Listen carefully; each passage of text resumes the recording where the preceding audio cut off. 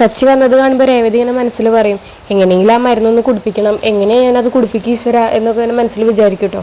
ആ സമയത്ത് സച്ചി ഉള്ളിലേക്ക് വരികയാണ്. അപ്പോൾ രേവതി ഇങ്ങനെ പണികളൊക്കെ എടുക്കുന്ന പോലെ ഇങ്ങനെ അഭിനയിക്കും കേട്ടോ.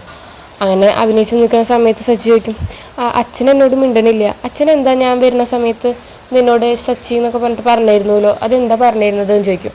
അപ്പോൾ രേവതി പറയും, അത് അച്ഛൻ നേരത്തെ പൈനാപ്പിൾ വാങ്ങി കൊണ്ടുവന്നിട്ടുണ്ടായിരുന്നു, അപ്പോൾ സച്ചിക്ക് അത് ജ്യൂസ് അടിച്ച് കൊടുക്കണം, അവന് ഇഷ്ടമാണ് എന്ന് പറഞ്ഞതാ പറയട്ടോ. അപ്പോൾ കണ്ടോ, എന്നോട് മിണ്ടണില്ലെങ്കിൽ അച്ഛൻ എന്നോട് എന്ത് സ്നേഹമാണെന്ന് കണ്ടില്ലേ, അതാണ് എൻ്റെ അച്ഛൻ എന്നത് പറയും. എന്നിട്ട് രവി ചോദിക്കും, എന്നാൽ ഞാൻ ജ്യൂസ് അടിച്ച് വെച്ചിട്ടുണ്ട്, അത് എടുക്കട്ടെ ചോദിക്കും.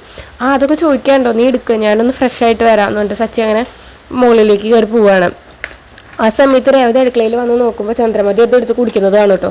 അപ്പോൾ രേവതിക്ക് ആകെ ടെൻഷനാവും. അപ്പോൾ രേവതി, അമ്മ അത് മുഴുവൻ കുടിച്ചോ എന്നിങ്ങനെ ചോദിക്കും. അപ്പോൾ കുടിച്ചു, നിൻ്റെ ഭർത്താവിനെ മദ്യമൊക്കെ കൊടുത്താൽ മതി, അവന് മദ്യമാണ് വെള്ളം ചേർക്കാതെ കുടിക്കാനും ഇഷ്ടം, ഇതൊന്നും അവന് ഇഷ്ടമല്ല, അപ്പോൾ പിന്നെ എന്തിനാ അവന് കൊടുക്കുന്നത്, ഞാനത് മുഴുവൻ കുടിച്ചു, നല്ല ടേസ്റ്റ് ഉണ്ടായിരുന്നു എന്നിങ്ങനെ പറയും കേട്ടോ. അപ്പോൾ രേവതിക്ക് ആകെ പേടിയോ, ഈശ്വരനെ അമ്മയ്ക്ക് എന്തെങ്കിലും പറ്റുമോ എന്ന് വെച്ചിട്ട് ആ തന്ന ചേച്ചിയോട്, ഈ മരുന്നിനെ പറ്റി പറഞ്ഞ ചേച്ചിയോട് ചോദിക്കും കേട്ടോ വിളിച്ചിട്ട്. അപ്പോൾ ആ ചേച്ചിയാണെങ്കിൽ ഫോൺ എടുക്കുന്നില്ല. അപ്പോൾ രേവതിക്ക് കൂടുതൽ ടെൻഷനാവും. എന്നിട്ട് രേവതി പറയും, എന്തായാലും ഫോൺ എടുക്കുന്നില്ല, ഞാൻ എന്തായാലും പോയി അന്വേഷിക്കാം, പേടിയാവുന്നുണ്ട് എന്നൊക്കെ ഞാൻ മനസ്സിൽ വിചാരിച്ചിട്ട് രേവതി വേഗം വണ്ടി എടുത്ത് പോവാണ്. അപ്പോൾ ഓണ വഴിക്ക് മഹേഷിനെ കാണും കേട്ടോ. അപ്പോൾ മഹേഷിനോട് കാണുമ്പോൾ പറയും, നിങ്ങൾക്കെങ്കിലും നിങ്ങളുടെ കൂട്ടുകാരനൊന്ന് പറഞ്ഞ് മനസ്സിലാക്കി കൂടെ എന്നൊക്കെ പറയും.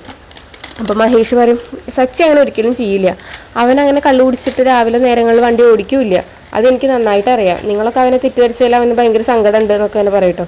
അപ്പോൾ രേവതി അതൊക്കെ അങ്ങനെ കേട്ട് നിൽക്കുകയാണ്. എന്നിട്ട് രേവതി പറയും, ഞാനിപ്പോൾ അതിനെക്കാട്ടും വലിയ പ്രശ്നത്തിലാണ്, നമുക്ക് പിന്നെ സംസാരിക്കാൻ. എന്നിട്ട് രേവതി അങ്ങനെ ചേച്ചിയുടെ അടുത്തേക്ക് പോകും.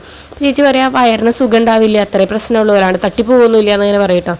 അപ്പോൾ വീട്ടിലാണെങ്കിൽ ചന്ദ്രമതിക്ക് വയറിന് സുഖമില്ലാണ്ട് ഏത് നേരം ബാത്റൂമിൽ പോയിക്കൊണ്ടിരിക്കുകയൊക്കെയാണ്. അതൊക്കെയാണ് ഇന്നത്തെ എപ്പിസോഡിൽ.